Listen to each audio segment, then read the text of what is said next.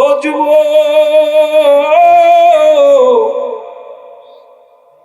আশিকের রাসূল জমিনের মধ্যে পড়ে কান্দে রে।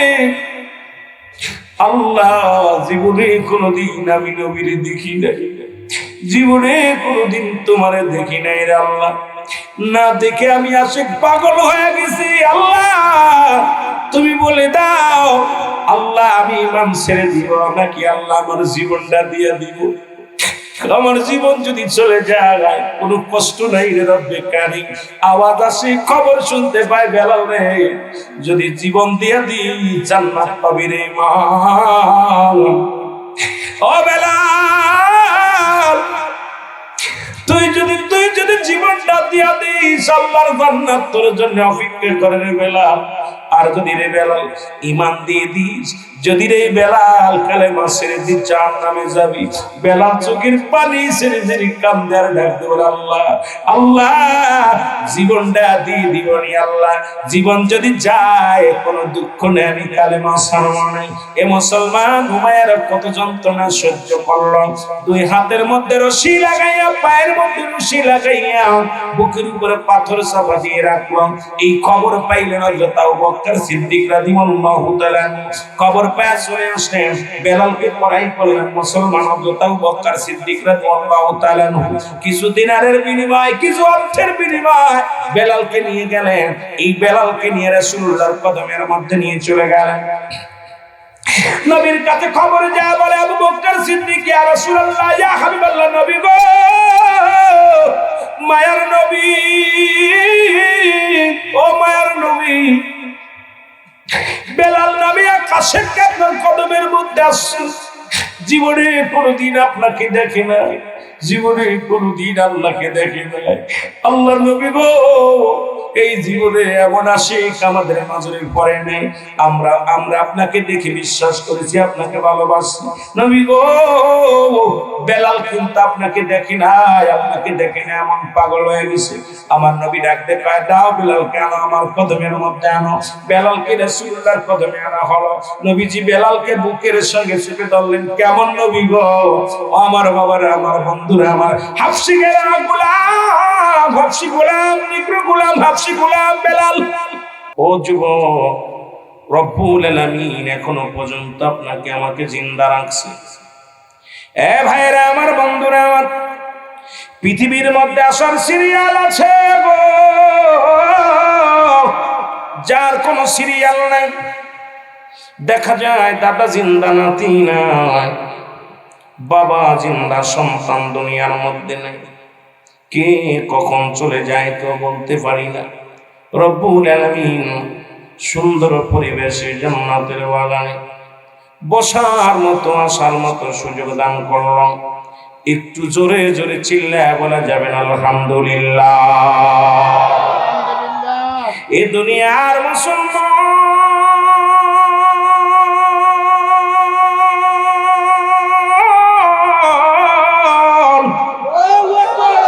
নবী লাগবে কবরে, নবী লাগবে মিজানে, নবী লাগবে ফুলসিরাতে, নবী লাগবে ইয়াউমাল কিয়ামতের ময়দানে। নবী বিনে কোনো বান্ধব নাই, নবী বিনে কোনো দরদি নাই, নবী বিনে কোনো উপায় নাই। সেই নবীর প্রেম ভালোবাসা যার অন্তরে যতটুক, তার ঈমান বলতে ততটুক। নবীজির প্রেম ভালোবাসা মুসলমান যার অন্তরে নাই, তার ঈমান বলতে কিছু নাই। সরাসর বেঈমান, ধরে বলেন ঠিক কিনা? এ আমার ভাইরা, গভীর মনোযোগ আলোচনা আমরা ধীরে ধীরে যাই গো। দিলের কান্ডা লাগা শোনো যুবক বন্ধুরা, রাসূলুল্লাহর প্রেম কারণটা চলতেছে আপনার আমার কল্যাণের জন্য। এটা যারা বুঝতে পেরেছে তারাই নবীর পাগল, তারাই নবীর ইশকে দেওয়ানা। নবী কয় হায়াতি খায়রুন লাকুম, নবী কাম্মাতি না গো, আমি নবী দুনিয়ার মধ্যে আগমন করলাম আমার উম্মতের কল্যাণের জন্য।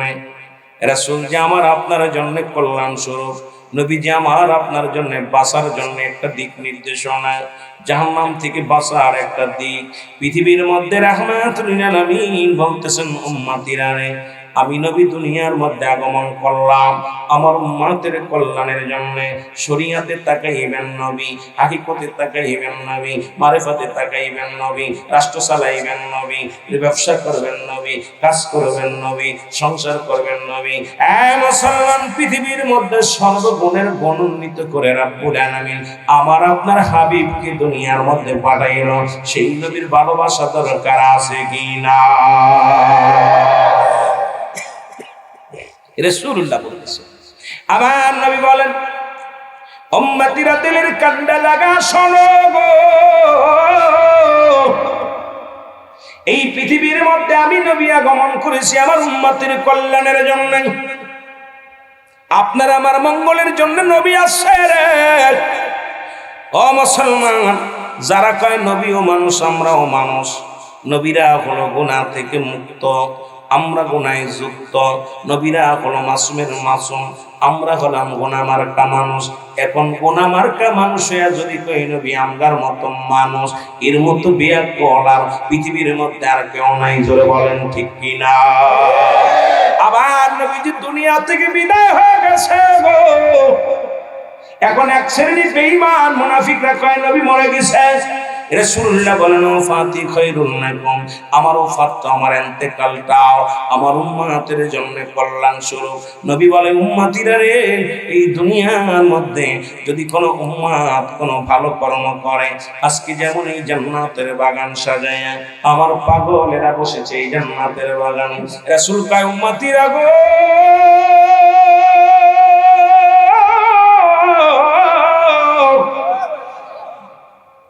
যখন কোন উম্মত দুনিয়ার মধ্যে ভালো কর্ম করে গো, আমি নবী সঙ্গে সঙ্গে আল্লাহর দরবারে প্রশংসা করি আমার উম্মতের হইয়া।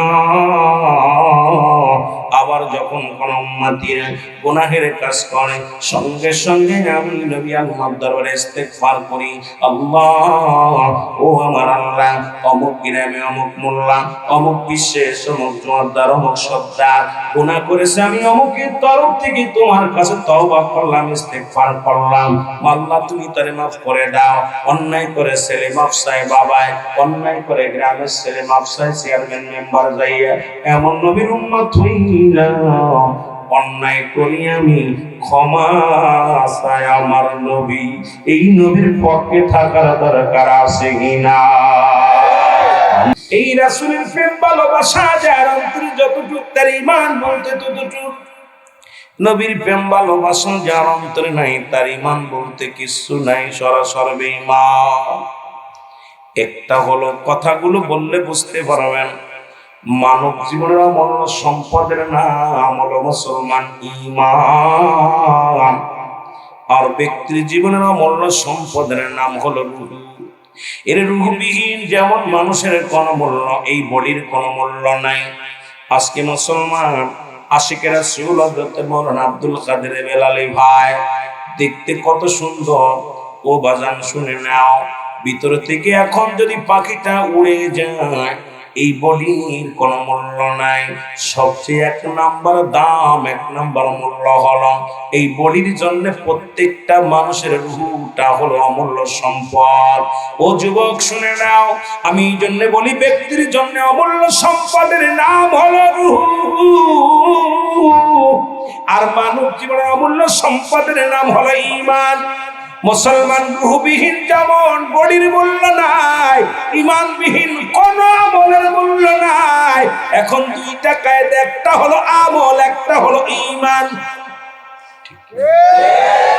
আর একটু জোরে, আমি আর নূর নিয়ে মাটি নিয়ে মারামারি করতে চাই না, আমি আপনাদেরকে বুঝাইতে চাই আমার নবী কালেমা ঈমান আনা কি ফরজ।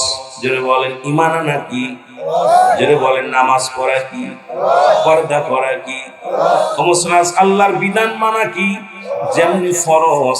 এখন ঈমান যদি আনতে হয়, আরে কিডা মাটি বললো আর কিডা নূর বললো, এদিকে আমার এখন ভেজালের প্রয়োজন নাই।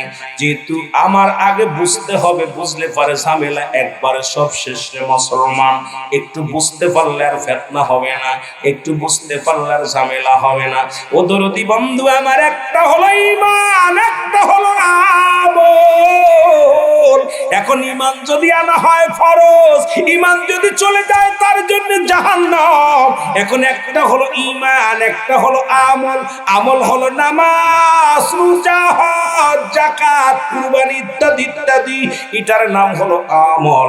আর ঈমান হলো নবী মুহাম্মদুর রাসূলুল্লাহ সাল্লাল্লাহু আলাইহি ওয়াসাল্লাম। জোরে বলেন মারহাবা। এখন নবী যে এত বাড়াবাড়ির কি দরকার আছে রে মুসলমান? এ মুসলমান, এত হাঙ্গামা কি দরকার আছে? তেমনি নবী মানা আমাদের জন্য ফরজ। সেই নবীকে নিয়ে কটাক্ষ করলে তার আবার ঈমান থাকে কেমনে করে গো? সেই নবীকে নিয়ে ব্যঙ্গ করলে তার ঈমান থাকে কেমনে করে? সেই নবীকে গালি দিলে কেমনে ঈমান থাকে গো? এই নবীরে নিয়ে কটাক্ষ করলে তার ঈমান থাকতে পারে না। কিসের দাড়ি, কিসের টুপি, কিসের পাগড়ি, কিসের নামাজ, সবকিছু বারবার জোরে জোরে বলেন ঠিক কিনা? এখন আমার দেশে এক আলেমরা কয় নবী 70 তালি কাপড় গায়ে দিছে, তালি যুক্ত কাপড় গায়ে দিয়ে। আমার নবী যেটা প্রমাণ করে যে উম্মতিরা রে, তোমরা যদি কেউ দরিদ্র হও কষ্ট পেও না, কারণ আমি দেখছো ওই পোশাক গুলো পরিধান করলাম।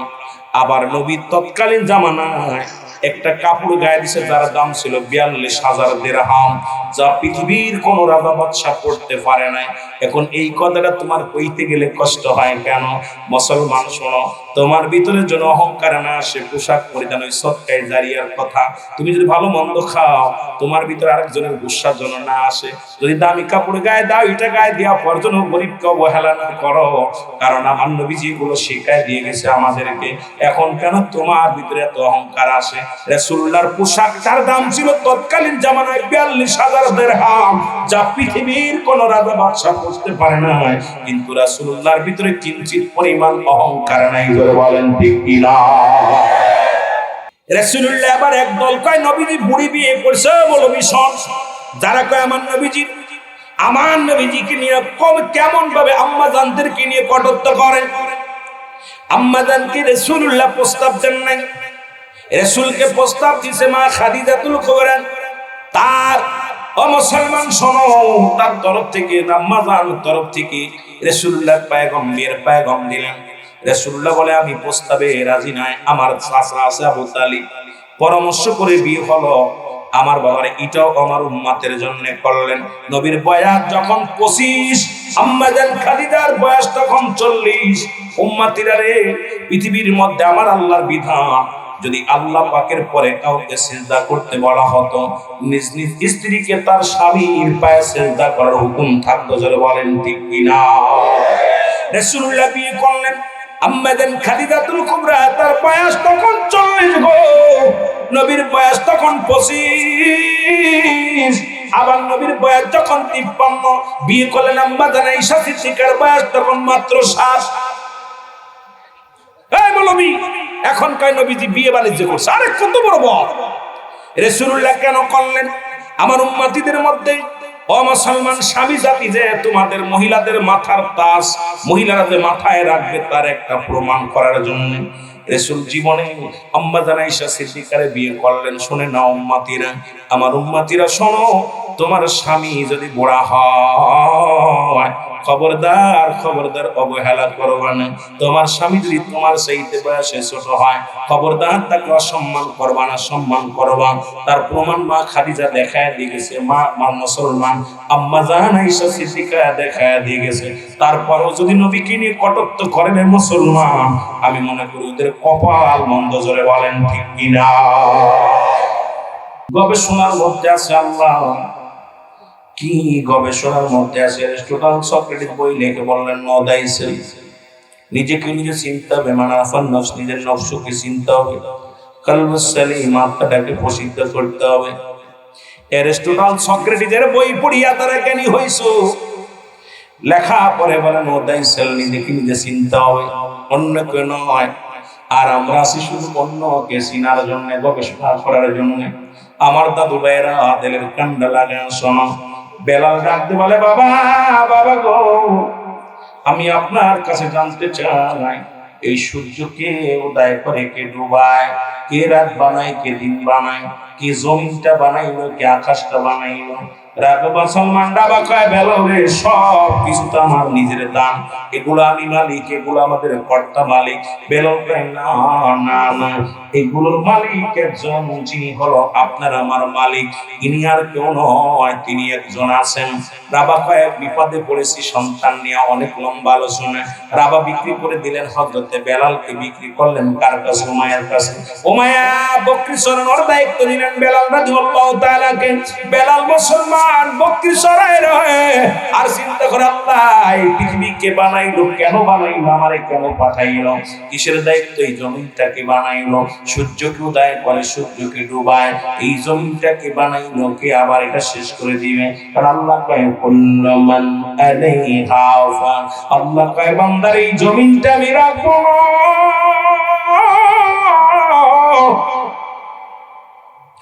এই জমিনটা আমি চূর্ণ বিচ্ছিন্ন করে দিব, এই জমিনের মধ্যে যত মাটি আছে সমস্ত মাটিগুলো পুরো আমি তামা বানায় দিব।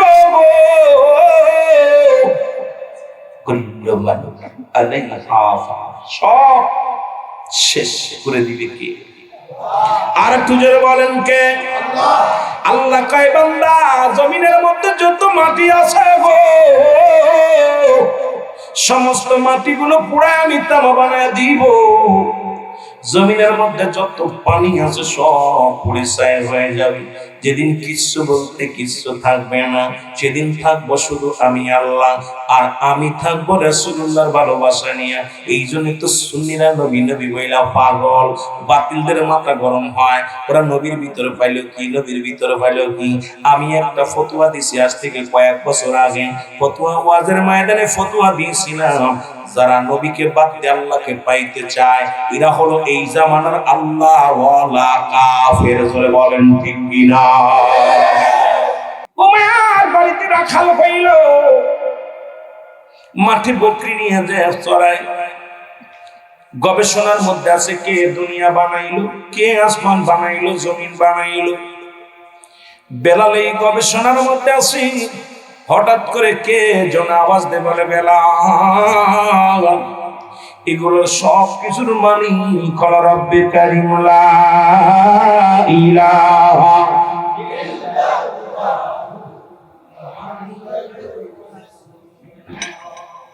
বেলাল এমন ভাবে কালেমা পড়া শুরু করে দিছে, বকরিগুলো খানা খায় না, শুধু বেলালের চারিপাশে ঘুরে ঘুরে দাঁড়ায় আছে, দাঁড়ায় দাঁড়ায় রয়েছে। অন্য রাখালিরা যা বলে উমাইয়া উমাইয়া গো, এমন এক রাখাল আনছো যে রাখাল এক জায়গা বয়া থাকে, বকরিগুলো শুধু পাথরের মধ্যে চাটা দেয়, বকরিগুলোর পেট ভরে যায়। আমাদের বকরিগুলো না খায়া না খাইয়া শুধু বেলালের দিকে তাকায়া তাকায়া থাকে। উমাইয়া ডাক দিল, বেলালকে ডাক দাও। বেলালকে তলব করা হলো। বেলাল, বেলাল রে, তুমি নাকি কোন কবিতা পড়ো রে বেলাল? বেলাল বলে কোন কবিতা না, আমি এই বাক্যটা মুখস্থ করেছি, কে যেন আমারে শোনাইছে। উমাইয়া কয় বেলাল রে কি বাক্যটা বলো?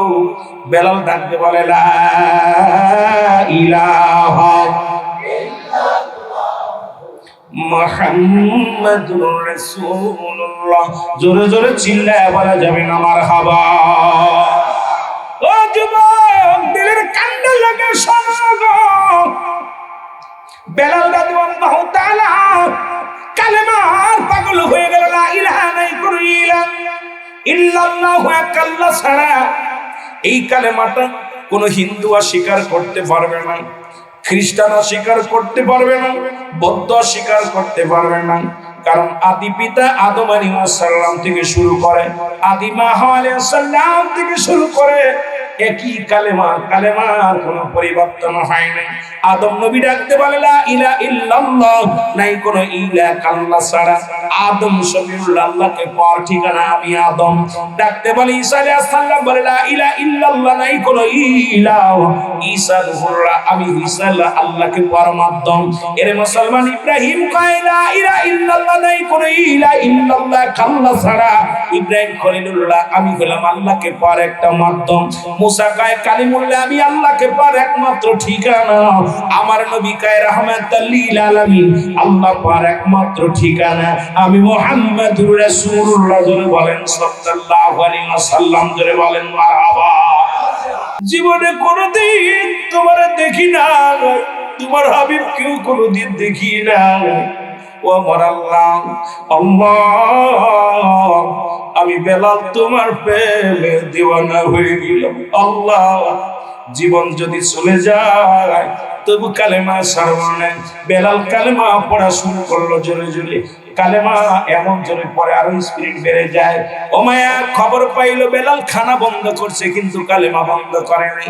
বেলালকে ডাক দেনা হলো, বেলাল তুমি কি বাক্যগুলো ছাড়বে নাকি, তুমি কি করবা?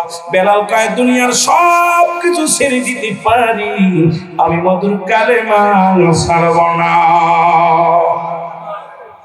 ও মায়া বেতের আঘাত, চাবুকের আঘাত শুরু করে দিল বেলালের গায়ে। নির্যাতন নিবৃত্ত শুরু হয়ে গেল।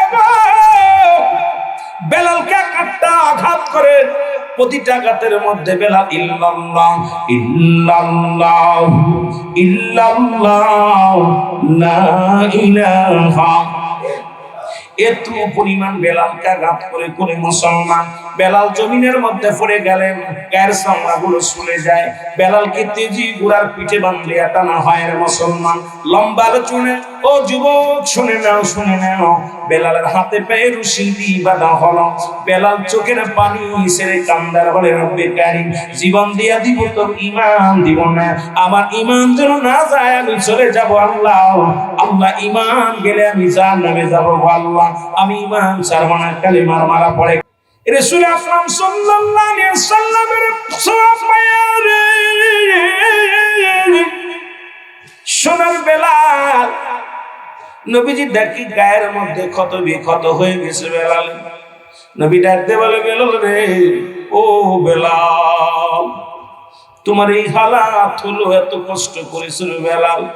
বলে নবী গো, যত কষ্ট পেয়েছিলাম নবী, যত চাবুকের বাড়ি খেয়েছি, যত নির্যাতন সহ্য করেছি গো নবী, আপনার হাতের ছোঁয়া পাইয়া আমি বেলালের জীবন ধন্য হয়ে গেছে, সমস্ত বেদনা আমার দূর হয়ে গেছে। আমার নূরের নবীর কদম মুবারক পেয়ে জোরে বলেন মারহাবা। আমার ভাইয়েরা নবীজি বললেন বেলাল, আজ থেকে আমার কদমের মধ্যে তোমার জায়গা করে দিলাম, যতদিন তোমার মন চায় ও বেলাল ততদিন পর্যন্ত তুমি এই কদমের মধ্যে থাকবা। ও যুবক বাবারা শুনে নাও, এই কদমের মধ্যে আমি নবী তোমার জায়গা করে দিলাম। বেলাল রাদিয়াল্লাহু তাআলা আনহুর জায়গা হয়ে গেল রাসূলের কদমের মধ্যে। নবীর কদমে শুধু পড়ে পড়ে কান্দে। কিছুদিন পরে বেলাল সুস্থ হয়ে গেলেন, পুরো সুস্থ হয়ে গেছে বেলাল রাদিয়াল্লাহু তাআলা আনহু। হঠাৎ একদিন আরবের বড় বড় নেতা উতবা, শাইবা, আবু জেহেল, আবু সুফিয়ান রাসূলুল্লাহর কদমের মধ্যে প্রবেশ করলেন। রাসূলুল্লাহ বসে আছেন, হুজরার মধ্যে বসে আছেন। আবু জেহেল, আবু সুফিয়ান, উতবা, শাইবা, চার বড় বড় নেতা, আরবের বড় বড় বিগ বস নেতা রাসূলুল্লাহর কদমের মধ্যে প্রবেশ করলেন। রাসূল দেখলেন নেতাগুলো আসলেন, রাসূলুল্লাহকে ডাক দিয়ে বলে, ইয়া রাসূলুল্লাহ, ইয়া হাবিবাল্লাহ, এ আব্দুল্লাহর বেটা মুহাম্মদ, আমাদের তো মন চায় আপনার কদমের মধ্যে আসতে, তবে আপনার পাশে দেখলাম এসে দেখি হযরত বেলাল, কেন হাফসি গোলাম, নিগ্র গোলাম আপনার পাশে বসে আছে। যে কদমের মধ্যে বেলাল থাকে, এই কদমের মধ্যে যদি আমরা বসি আমাদের মর্যাদার বেলালের মধ্যে এক হয়ে যাবে। আমার দয়াল নবী বিহনে, আমার মায়ার নবী বিহনে, আপন বলতে কেহ নাই জগতে, বলে না আপন বলতে, আর জোরে বলেন আমার আপন বলতে। ওরে বেবে দেখি আমি সবই মিশে, আমি ভেবে দেখি আমি সবই মিশে, ও গো মিশে মায়ার সংসারে, আপন বলতে কেহ নাই জগতে, আমার আপন ও নবী ও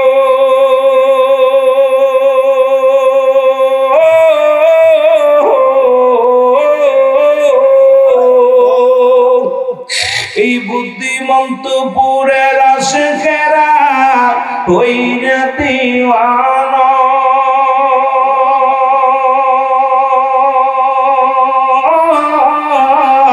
কাঁদে নবী তোমার প্রেমেরা অন্য কিছু বোঝে না। দাও দেখা দাও দয়াল নবী আমায় দাও দেখা দাও দয়াল নবী আমার রোজে তেরি শহরে আপন বলতে কেহ নাই জগতে আমার আপন আমার দয়াল নবী বিহনে আমার মায়ার নবী আপন বলতে কেহ নাই জগতে আমার আপন বলতে ও নবী ও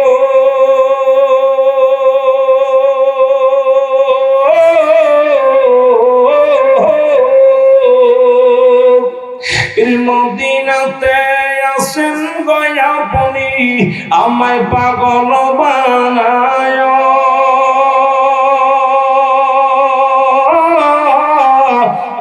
শেখে কান্দি গণবীরে মাহফিলে বসিয়া রিয়া শেখে কান্দি গণবী বাংলাতে বসিয়া আমার দয়াল নবী বিহনে আমার মায়ার নবী আপন বলতে কেহ নাই জগতে আমার আপন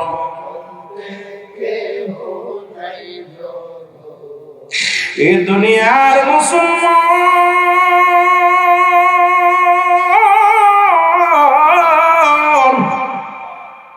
এই জন্য রাসূলের প্রতি ভালোবাসার দরকার আছে গো। আল্লাহু আকবার নারে ইনসালাত ইয়া রাসূলুল্লাহ নারে ইনসালাত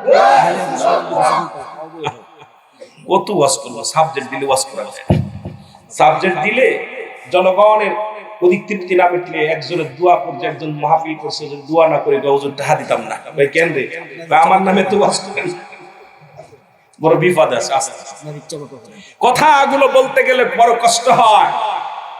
রাসূল মানা হলো ঈমান।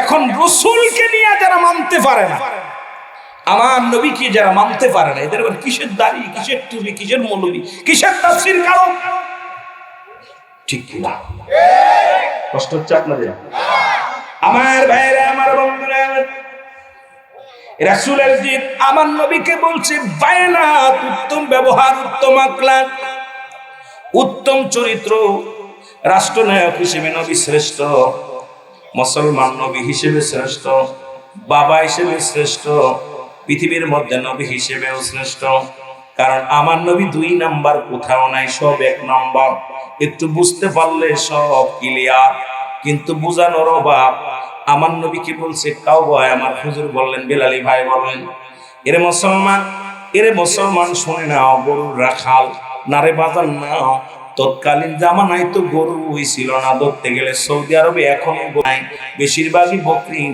আমার নবীজি কি ভেসে আসছে রাখাল আর ভেসে জোরে বলেন ঠিক কি না এ নবী কঠিন মরণ দেশে আইলো রাখালিয়ার ভেসে মিশরাইত বনে জঙ্গলায় নবীজি কোন সাধনে পাইব আপনায় বলেন কোন সাধনে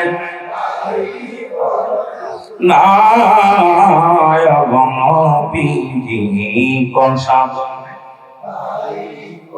উত্তরগুলো আমার গজলের ভিতর পেয়ে যাবেন আফসোস করবেন বাবারা আমার এর বর্ণের যত পশুগণ ভক্তি করে নবীর দুচরণ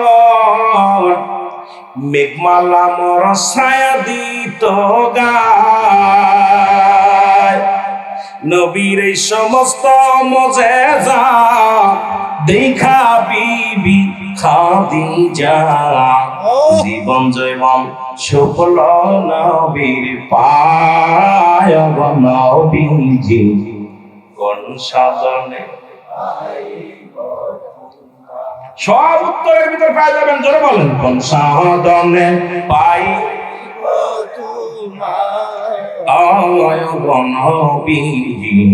কোন সাধন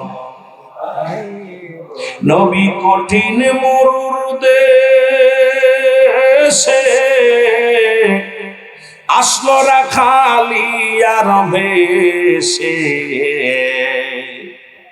ওরে মেসড়াইতেন বনে জঙ্গলায় নবীজি কোন সাধনে পাইব আপনায় বলেন কোন সাধনে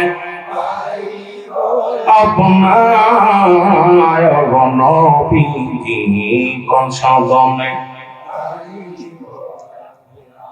উপরি ফেরেশতাগণ কতই করে জ্বালাতন সাপ এসে বাতাস করে গায় নবীজি কোন সাধন এ দুনিয়ার মুসলমান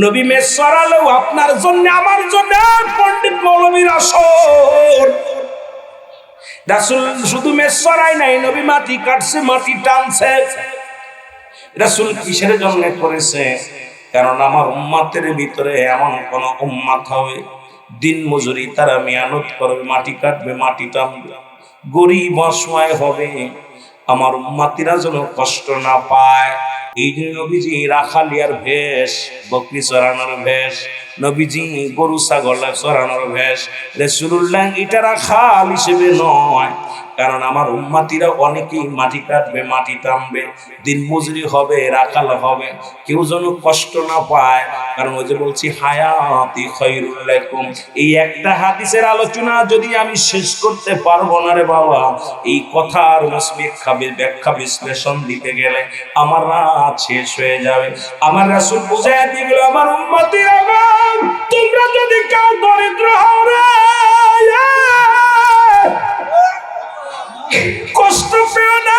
কষ্ট পেও না আমি তোমার হাবিব এই দুনিয়ার মধ্যে আগমন করেছি এগুলো শিক্ষা দিয়ে গেলাম গো আমার উম্মতিরা গরিব হবে কেউ যেন কষ্ট না পায় আরে আমার বাবারা ওই মৌলবী কি জানে না আমার নবী আবার রাষ্ট্রনায়ক ছিল ধরে বলেন ঠিক কিনা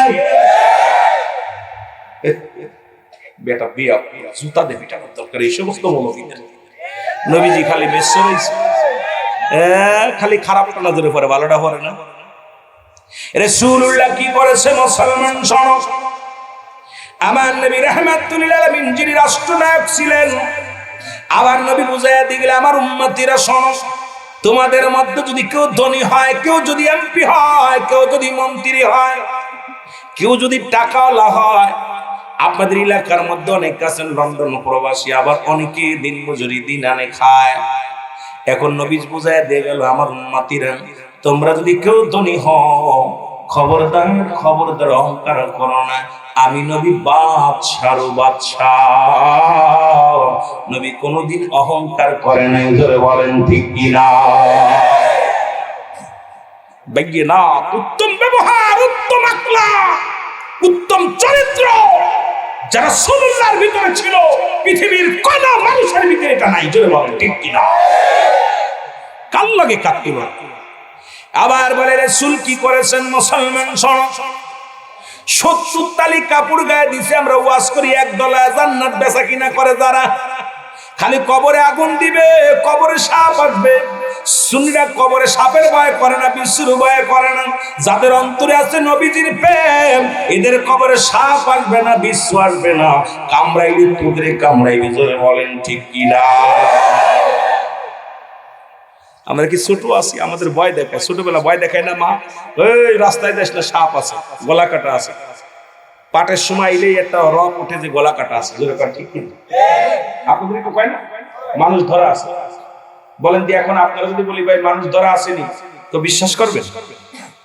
মানুষ ধরা এখন বড় হয়ে গেছে, ছোটবেলা ভয় পাইছে। এখন আমাদের যতই আপনি সাপের ভয়ে দেখান, বাঘের ভয়ে দেখান, রাসূলুল্লাহ একদিন কাঁদতেছে, আম্মা জান আয়েশা সিদ্দিকা, ইয়া রাসূলুল্লাহ আপনি কাঁদেন কেন? বলতেছে আমার আজকে বড্ড মনে পড়ছে, আমার খাদিজার কথা মনে পড়তেছে। রাসূলুল্লাহ বলা পর আম্মা জান আয়েশা সিদ্দিকা, ইয়া রাসূলুল্লাহ আমি আপনাকে এত ভালোবাসবো, এত মায়া করবো, জীবনে খাদিজার কথা মনে পড়তে দিব না। সুবহানাল্লাহ বলেন। তা দ্বারা আর আমরা হইলে কথা, তোর বুড়োটার কথা এখনো ভুলিস নাই, কথা বলছেন। রাসূল তো আপনার সম্মানে আপনি ইজ্জত পাবেন, আপনি সম্মান পাবেন।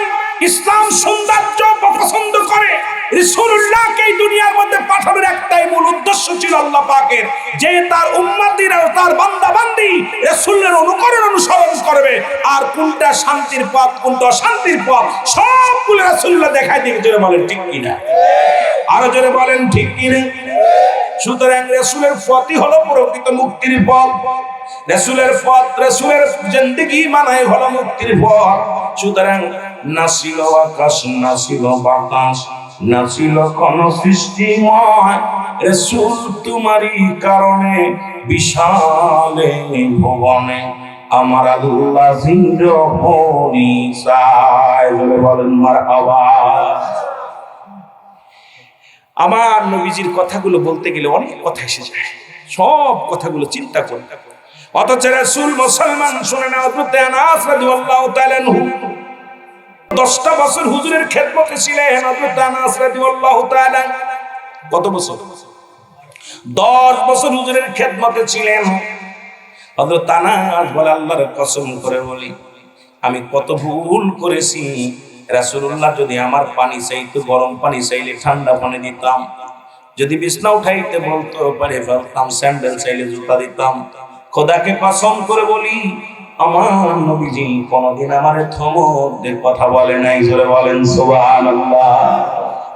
আর তুমি মৌলবী তোরা ফিটাও, বউ ফেরত তালাক দাও, বউ ফিটাও, আর তোমার অত্যাচারে ড্রাইভার টিকতে পারে না, তোমার অত্যাচারে বাড়ির কর্মজীবী, তোমার অফিসের কর্মচারী ফালাইছিল না। জোরে বলেন ঠিক কি?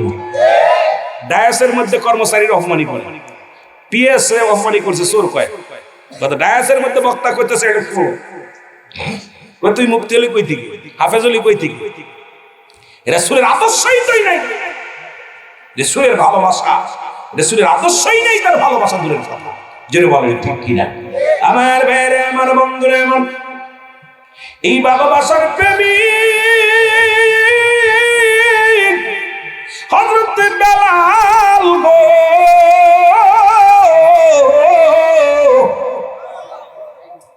বেলাল ইবনে রাবাহ, রুহুল আমিনের ফতোয়া, নবীকে বাদ দিয়ে যারা আল্লাহকে পাইতে চায় আল্লাহ ওয়ালা কাফের। বাবাকে বাদ দিয়ে যারা মারা সন্তান নিতে চায়, সন্তান যেমন জারস, ঠিক কি না? বাপ নাই সন্তান হইছে, ওটা কি কথা কম? একজন তো আছে গোপনে, ঠিক কি না? আমার নবীকে বাদ দিয়ে যারা আল্লাহকে পাইতে চায় এরা হলো আল্লাহ ওয়ালা কাফের। আল্লাহ ওয়ালা কাফেরদের মাথায় টুপি, পাগড়ি, জুব্বা সব থাকবে, নবী মানবে না। যেটা বলেন ঠিক কি না? আল্লাহ ওয়ালা কাফের চিনা বড় সহজ। এই যে আল্লাহ কমিনান নাস, মানুষের মধ্যে না কোনো তারা বলবে আমান্নাতের ঈমান আনছে বিল্লাহি, আল্লাহর প্রতি, অবিলে অবিল আখিরাতের প্রতি বিশ্বাস স্থাপন করেছে। ওমা হুম বিমা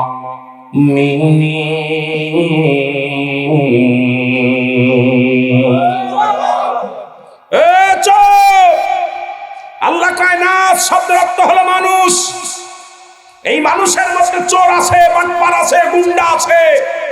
আল্লাহ হাবিবরে ডাকতে কয়, নবী গো, হে হাবিব, অমিনান নাস, মানুষের মধ্যে আছে, মানুষের মধ্যে বাটপার গুলো। আল্লাহ কাফের গুলো চিনলে চিনবেন কেমন করে? আল্লাহ কাফেররা দেখবেন নবীর নাম শুনলে মুখটা মলিন হয়ে যায়। আল্লাহ কাফেরের মুখে বড় বড় লম্বা দাড়ি, লম্বা পাগড়ি, লম্বা টুপি, লম্বা জুব্বা, যখনই নবীর সম্মান হয় তখনই মনে কষ্ট পায়, তারা কষ্ট পায়, তাদের মুখটা কালো হয়ে যায়, তারা রাসূলুল্লাহর সম্মান, রাসূলুল্লাহর প্রশংসা সহ্য করতে পারে না। এরা হলো এই জামানার আল্লাহওয়ালা কাফের। খালি কাফের দেখছেন, আল্লাহওয়ালা কাফের চিনার দরকার আগে। এখন বাংলাদেশে অসংখ্য আল্লাহওয়ালা কাফের বাইরে হয়েছে। নামাজ পড়ে কপাল ছুঁচ, আল্লাহর কসম করে বলি, আমার রাসূলকে ভালোবেসে তারা ইবাদত বন্দেগী করে, একটার কপালেও দাগ পড়ে। আপনি বিশ্বাস করে একটা সুন্নি, এই যে মার পেটতে পড়ে নামাজ পড়তেছে বেলালি ভাই, দাগ পড়ছে নি? কথা কন না, কথা কয় না? দেখবেন আল্লাহওয়ালা কাফেরদের কপালে এত বড় দাগ, 2 দিন নামাজ না পড়তে পড়তে কপাল ফাটে রক্ত বের। কারণটা কি রে ভাই? আল্লাহ মনে হয় মাটির তলে আছে, ঘষাঘষি করে। ঠিক কিনা? ঠিক কিনা? একটা সুন্নি আলেম, একটা সুন্নি তরিকার কোন পীরের কপালে দাগ নাই। তাদের নূরের একটা তাজাল্লি, একটা এখানে একটা সব পড়ে যায়। আর ওই সমস্ত আল্লাহওয়ালা কাফেরদের মাথায় এত বড় দাগ পড়ে যায়। হয়তো আমার পরে মানুষ ক্ষিপ্ত হবে। আল্লাহর কসম, সিলেটের জমিন থেকে আমি প্রমাণ করতে চাই, এই সিলেটের জমিনে যারা সুন্নিয়াতের জন্য জীবন দিয়ে গেছে, একটার কপালে ওই রকম কালো দাগ দেখতে পাবেন না। আরে নবীজির, আমার নবীজির নাক ছিল কেমন, নবীজির কান ছিল কেমন, নবীজির কপাল ছিল কেমন? কোথাও তো নবীজির জীবন দশায় কোন মৌলবী আজ পর্যন্ত বলতে পারে নবীর কপালে এরকম একটা দাগ ছিল, কালো দাগ। কথা কয় না? কোন মৌলবী ওয়াজ করছে নাকি? কথা কয় না কেন? যে আমার রাসূলের চোখ ছিল কিসের হরিণের মতো, আপনার পাপড়ি ছিল কিসের মতো, ফুলের পুরা গোলাপের পাপড়ির মতো, কান ছিল কত সুন্দর, বুড়ু ছিল টানা, সব ওয়াজ করছো, কিন্তু রাসূলুল্লাহর কপালে যে নামাজ পড়তো, নবীজির কপালে কইরাম দাগ ছিল, এটা বলো। নবীজির কপালে নূরের তাজাল্লি সহ একটা ছিল। এই নবীজির মুখের দিকে তাকাইলে কপাল থেকে একটা নূর চমকাতো।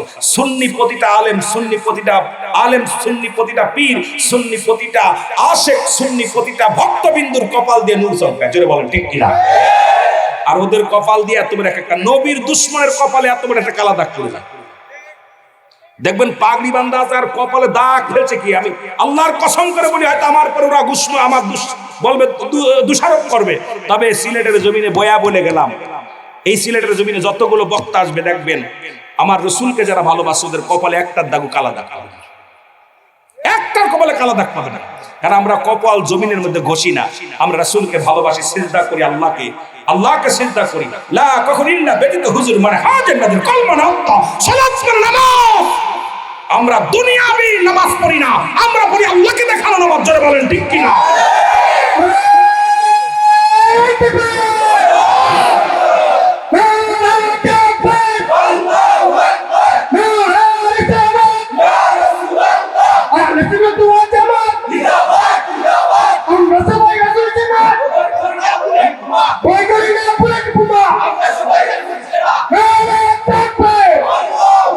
আমি মাঝে মাঝে ভাবি যে রাসূলের গঠন নিয়ে, রাসূল কোন বর্ণ ছিল, রাসূল কেমন ছিল, কতদূর মাপ ছিল, সব ওয়াজ করে বক্তারা। নবীজির কপালটা, মাথাটা নিয়ে ওয়াজ করে। ঠিক না? ঠিক না? এর দুর্নীতির ওই ডাকরাই বসে জাহির করে জ্ঞান, কলম দিয়া কামাই টাকা, কলম দিয়া কামাই টাকা, আবার ধরে সাধু ভান। ওরা শিক্ষিত শয়তান, ওরা শিক্ষিত শয়তান, ওরা একটু জোরে জোরে বলা যাবে না, ওরা শিক্ষিত শয়তান, ওরা। আওয়াজ কম হচ্ছে। সিলেটের মানুষগুলো, বাবারে আপনাদের বাসার লোক আমার বাসা মিল হইতো না, আমারও মাগুরার বাসা। ফরিদি সাহেব ঢাকায় থেকে আপনাদের বাসা বুঝাইতে হবে। আমি অরিজিনাল বইয়ের ভাষা ব্যবহার করি বেশি, কারণ আমরা ওই মাগুরা, ঝিনাইদহ, কুষ্টিয়ার ভাষা যেটা বইয়ের ভাষা প্রয়োগ করি, কিন্তু আপনাদের এই ভাষাগুলো আমরা বুঝি না। আপনার আঞ্চলিক ভাষায় কথা বলি মাশাআল্লাহ, আমরা খালি ইয়েসাল্লাহ। এর দুর্নীতির ওই ডাকরায় বসে জাহির করে জ্ঞান, বলেন দুর্নীতির ওই ডাকরায় বসে জাহির। এর কলম দিয়া কামাই টাকা, কলম দিয়া কামাই টাকা, আবার ধরে সাধু ভান ওরা শিক্ষিত, আরো জনে বলেন ওরা শিক্ষিত শয়তান। ওরা হলো জাতির নাকি মহামারী মহাতন, ফাইলে কলম ঠাকাইয়া চালায় ওরা নির্যাতন। ঘুষের টাকায় ওদের ভুড়ি, ঘুষের টাকায় ওদের ভুড়ি করে যে টান টান। ওরা শিক্ষিত, আরো জোরে বলেন ওরা শিক্ষিত শয়তান। ওরা আবার স্কুল কলেজের দিকটা ভাই দেখো না চোখ মেলিয়া, মেয়েরা সব পয়সা দিয়া আছে শুধু প্রেম লইয়া। খালি প্রেম করেছি কি তারে বাবা, বিদেশ থেকে ডিগ্রি আইনা রসুলের সম্মান ওয়াজ করতে কয় নবী আমকার মতো, নবী সাহাবীর এত আমলদারি ছিল না, আবু বকরের চাইতে আমার আমল বেশি। আরে কত বড় পাত্রে, আরে কত বড় টাকা, জোরে বলেন ঠিক কিনা?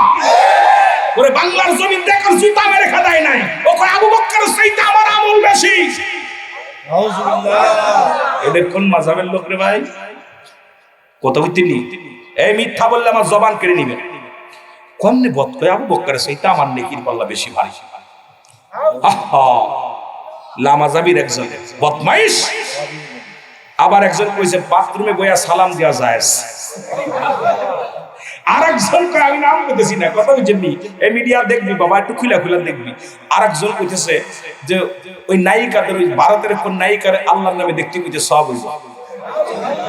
আরেক বদমাইশ কইতেছে তসলিমা নাসরিন যদি এই বুন্ডার সামনাসামনি পাইতাম প্রথম আই লাভ ইউ, আমি তোর বিয়ে করতে। যিনি ইসলামের চিরশত্রু, এই সমস্ত মৌলবী, সুকার মার্কা মৌলবী, দুশমনের রাসূল মার্কা মৌলবীরা বাংলার জমিনে, সিলেটের জমিনে তাদের স্থান দেওয়া যাবে না, জোরে বলেন ঠিক কিনা? এদের শাহজালালের জমিন, এদের শাহপুরের জমিন, এদের ফুলতলি বস্তাদের জমিন, এই জমিনের মধ্যে ওই বন্দাদের স্থান হবে না, জোরে বলেন ঠিক কিনা?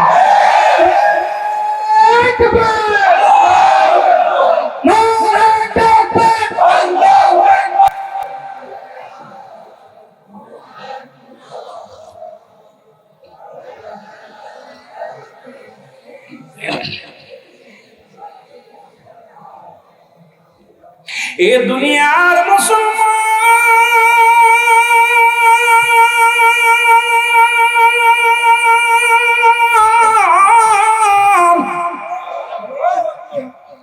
হযরত বেলাল রাদিয়াল্লাহু তাআলা আনহু, এ মুসলমান শুনে না, রহমতের নবী এমন আশেক বেলাল গো। ও মা কয় বেলাল ওই বাক্য ছেড়ে দাও, তুমি ছেড়ে দাও রে বেলাল, তুমি ওই বাক্য যদি না ছাড়ো তোমার খানা বন্ধ হয়ে যাবে। বেলাল বলে উমাইয়া রে শুনে রাখো, এই খাবার দেওয়ার মালিক আমার আল্লাহ। জোরে জোরে চিল্লায়া বলা যাবে না মারহাবা। উমাইয়া ডাকতে বেলাল, জি তোমার মালিক কে? আমার আল্লাহ। বাসাই কে আল্লাহ, খাওয়াই কে আল্লাহ, মারে কে আল্লাহ, সব কিছুর মালিক কে? বেলাল বলে আমার আল্লাহ। সুবহানাল্লাহ বলেন।